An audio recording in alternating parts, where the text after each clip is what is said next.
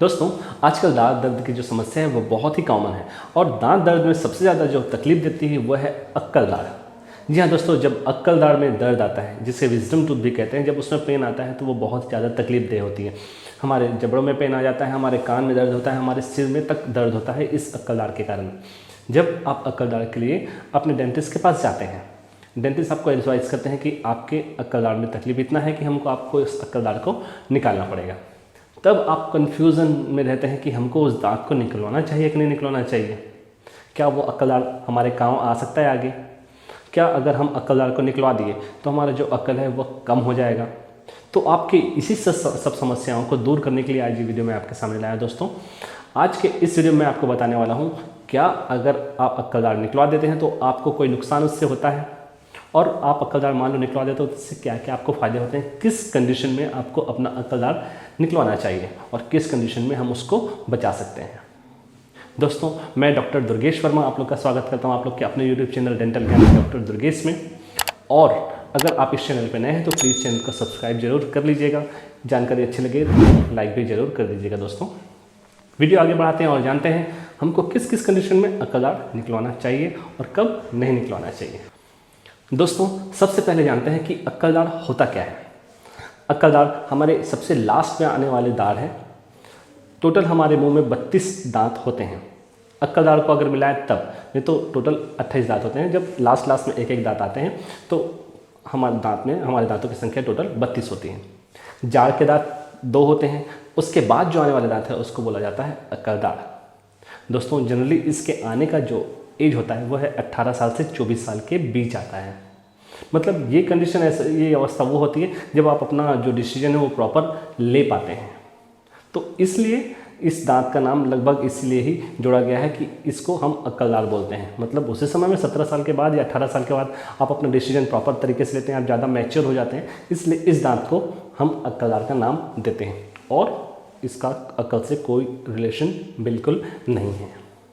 तो दोस्तों, कई बार कंडीशन ऐसी हो जाती है कि हमारा जो जबड़े का साइज़ है वो छोटा होता है।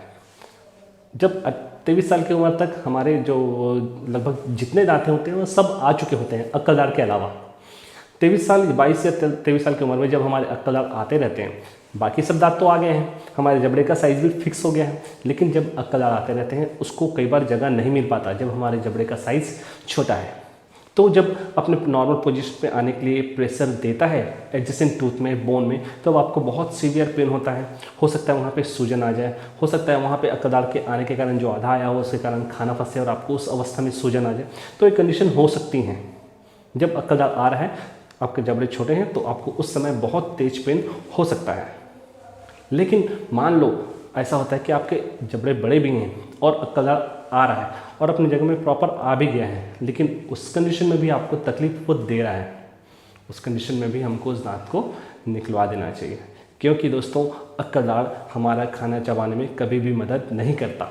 हमारे लास्ट के जो दो जाड़ के दांत हैं वही खाना चबाने में मदद करते हैं। अक्कल दाढ़ तक हमारा जो भोजन का टुकड़ा है या हम जो चबाते हैं वहाँ तक भोजन हमारा जाता ही नहीं, खाना हमारा जाता ही नहीं। इसलिए अक्कल दाढ़ जब भी समस्या दे रहा है हमको अक्कल दाढ़ को निकलवा देना चाहिए।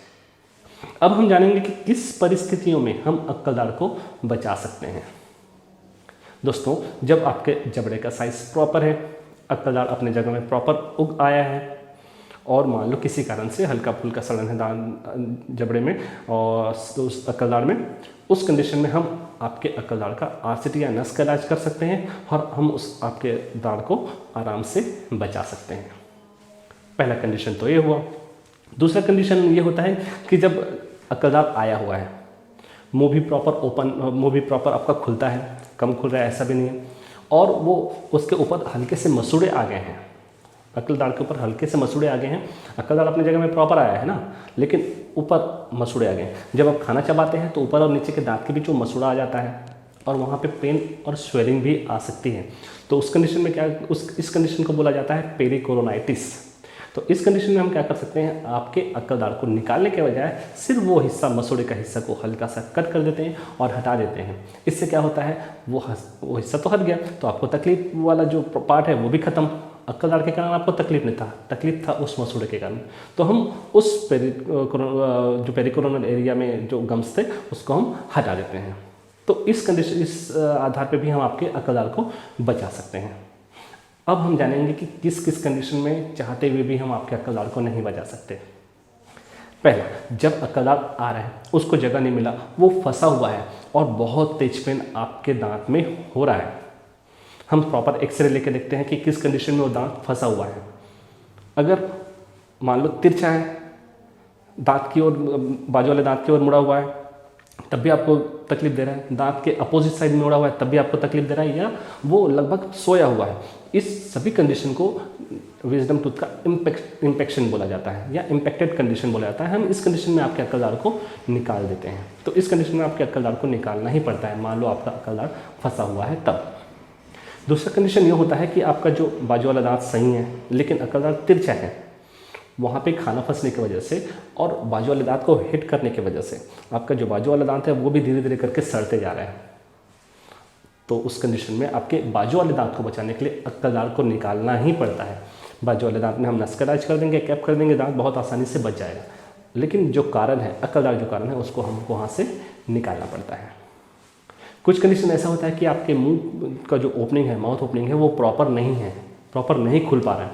तो हम आपके दांत में मान लो सड़न है या किसी कारण से हमको उस दांत में आरसीटी करते नहीं बन रहा है, दर्द है, आरसीटी नहीं कर रहे तो पेन तो आपको आना ही है, और आरसीटी हम नहीं कर पा रहे क्योंकि आपका माउथ ओपनिंग प्रॉपर नहीं है।